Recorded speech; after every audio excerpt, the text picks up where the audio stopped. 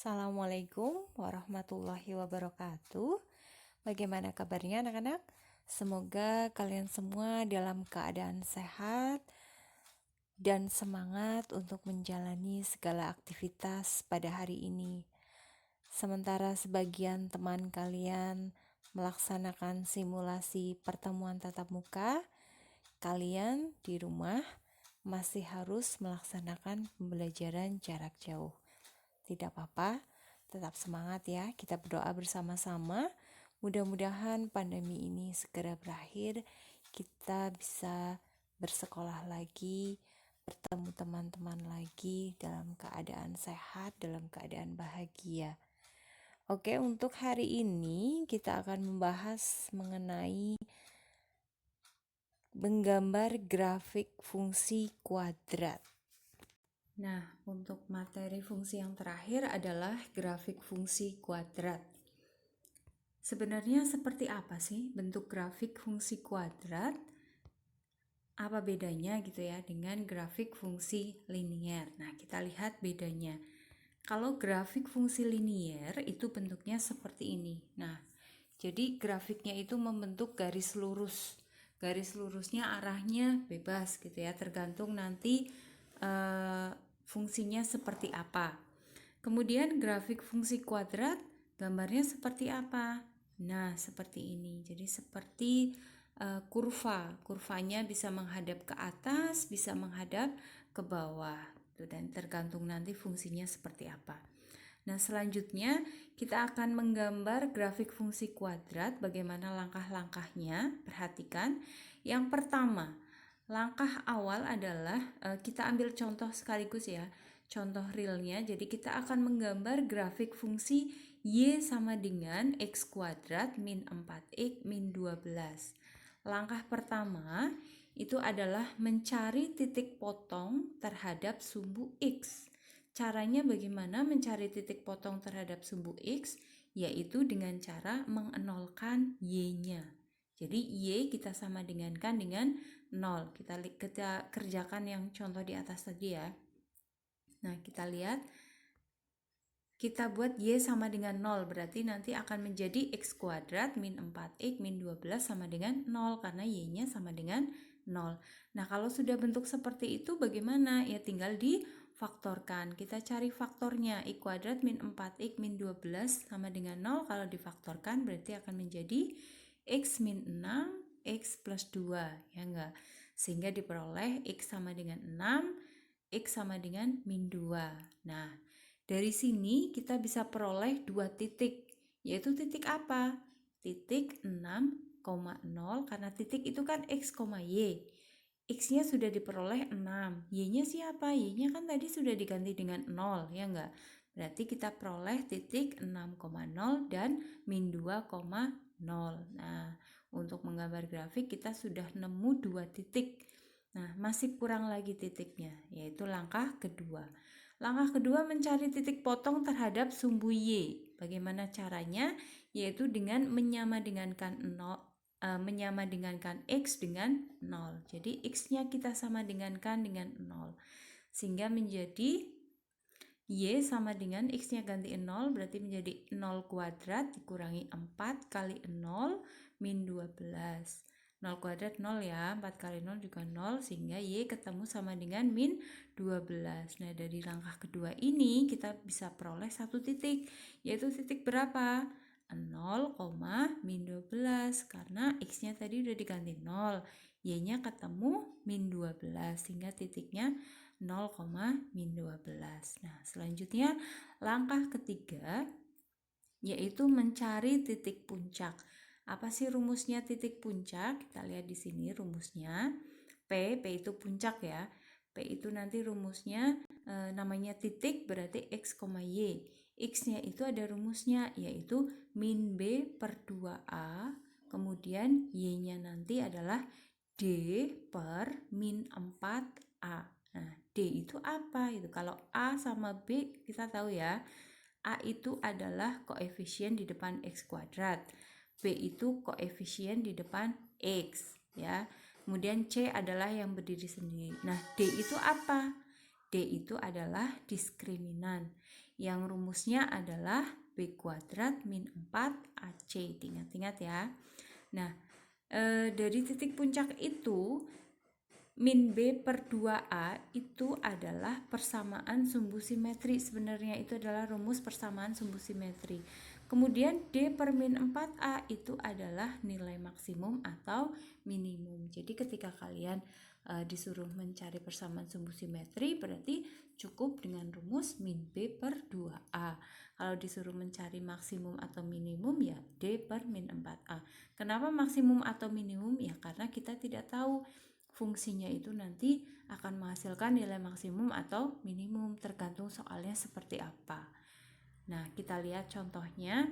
Kita akan cari titik puncak dari grafik fungsi Y sama dengan X kuadrat min 4X min 12.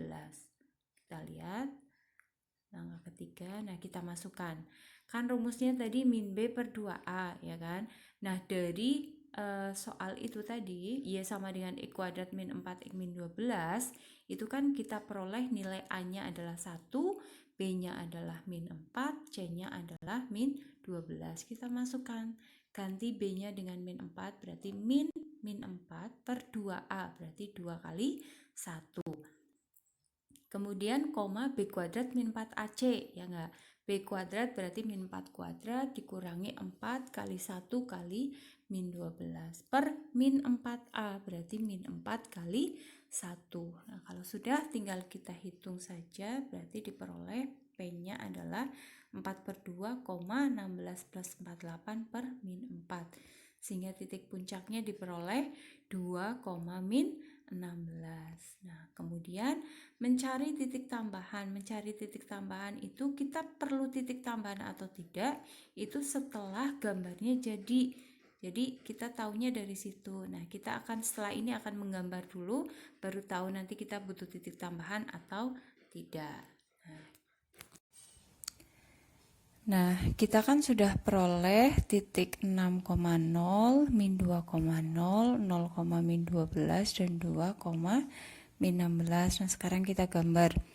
Titik-titik ini nanti yang akan membentuk kurvanya. Kita mulai dari 6,0 ya. Kalian bebas menentukan skala ini, karena saya lihat bilangannya itu genap semua, maka saya buat selisihnya 2. Kalian ingin 1 ya silakan. Misalnya di sini 6,0 berarti di saat X-nya 6, Y-nya 0. Sini ya. Terus kemudian min 2,0 berarti X-nya min 2, Y-nya 0. Ada di sini. Kemudian 0, min 12 saat X-nya 0, Y-nya min 12 berarti di sini. Kemudian 2, min 16 berarti X-nya 2, Y-nya 16. Nah, kalau sudah seperti ini berarti tinggal kalian hubungkan. Titik ini, dan ini dihubungkan.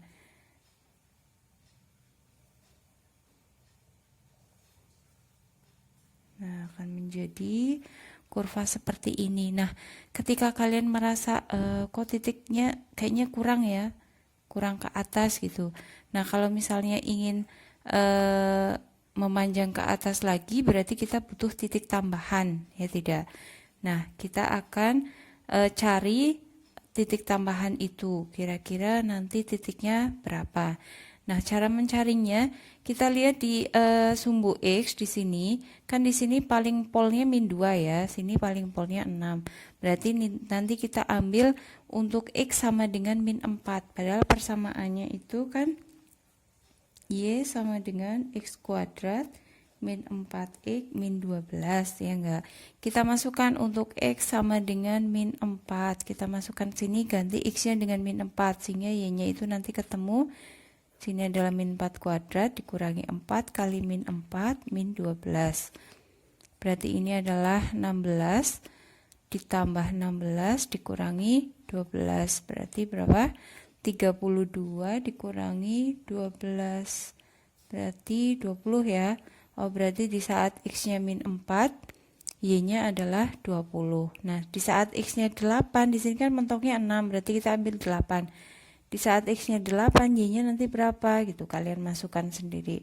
Nanti di sini 8 kuadrat berarti 64 dikurangi 32 dikurangi 12. Hasilnya 20 sih pasti. Karena ini mempunyai simetris bentuknya. Jadi saat X-nya min 4, Y-nya 20, 8 juga 20. Kalau sudah tinggal diperpanjang. Nah, jadi seperti ini. Nah, ini nanti adalah gambar dari grafik fungsi kuadrat Y sama dengan X kuadrat min 4X min 12. Nah, seperti ini. Nah, sekarang ketika misalnya kita disuruh mencari domain dan rank dari fungsi kuadrat ini, yang kemarin sudah saya berikan. Nah, ini caranya dengan melihat grafik saja, tidak usah mencari yang seperti kemarin. Kita bisa cari domain dan ranknya. Kalau domain sudah jelas ya, semua fungsi kuadrat itu domainnya adalah X elemen bilangan real. Nah, sekarang ranknya.